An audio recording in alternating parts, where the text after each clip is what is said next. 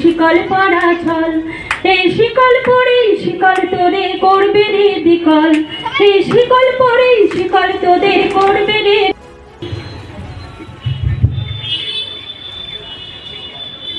এবারে কবিতা পাঠ করবেন চৌধুরী মহাশয়কে। তার আগে আমাদের যে উদ্দেশ্য, সব লেখকেরা দিচ্ছে ডাক, সব লেখকেরা দিচ্ছে ডাক, দর্শকেরা সব লেখা করছেন সৌরেন চৌধুরী।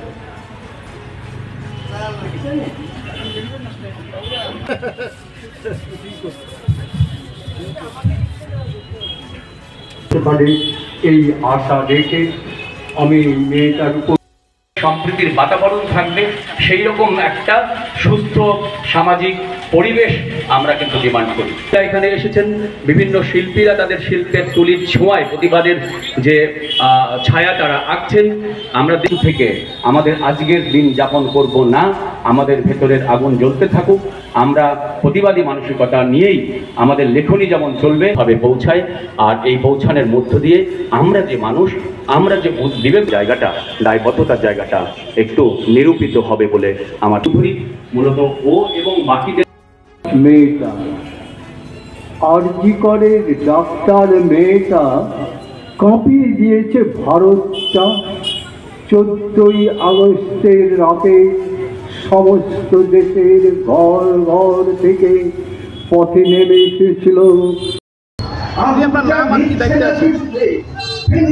আমার নাম অর্পিতা গোস্বামী চৌধুরী, উনি শর্মিষ্ঠা ঘোষ, ইনি শুভ্র শঙ্কর নাগ।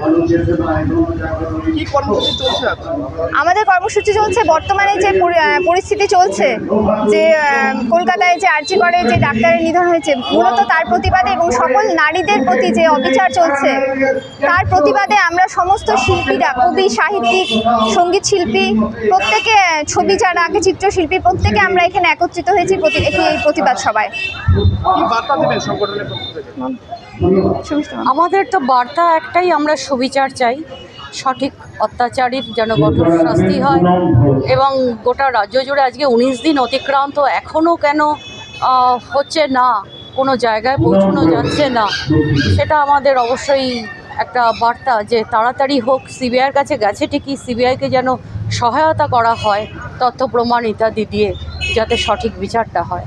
এটাই আপনাদের পরবর্তী কর্মসূচি কি রয়েছে? এখানে একটু ভুল হচ্ছে, আমরা সেভাবে সংগঠিত কোনো একটা সংস্থা নই। এ শহরের সমস্ত সংবেদনশীল কবি, সাহিত্যিক, লেখক, শিল্পী সকলে একটি ছাতার তলায় এই নির্দিষ্ট ঘটনার প্রতিবাদ করার জন্য তাদের মতো করে আমরা প্রতিবাদ জানানোর জন্য এখানে সংগঠিত হয়েছি। এটা একটা আবেগের বশে আমরা আপাতত এটাই হয়েছি।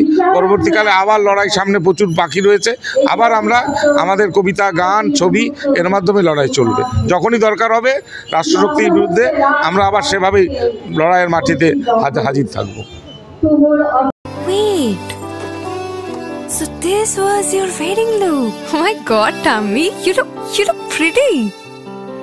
ঢাকা থেকে যখন আইছিলাম এ হগল আমার মা আমারে পরায় দিছিল। It's so authentic, Tammy. I will go for this look. But what about my goina? সাদা রঙের রুমালটিতে গোলাপি রঙের কাজ, সব মিলিয়ে দারুণ হবে নতুন কনের সাজ। আমার গয়না আমার শ্রীঢাকা জুয়েলার্স, আভিজাত্যের গয়না। সব মাই চায় মেয়েকে রাজরানীর মতন সাজাতে, সাজিয়ে তুলতে চায় সোনার গয়নায়। ওরিয়েন্ট জুয়েলার্স, সোনা যা সর্বক্ষণের। ছোট ছোট অনুভূতি, স্মৃতিগুলো থেকে যায় সব সময় আদরে। কিরে হলো? আসছি, লকডাউন সময় তো হয়ে এলো।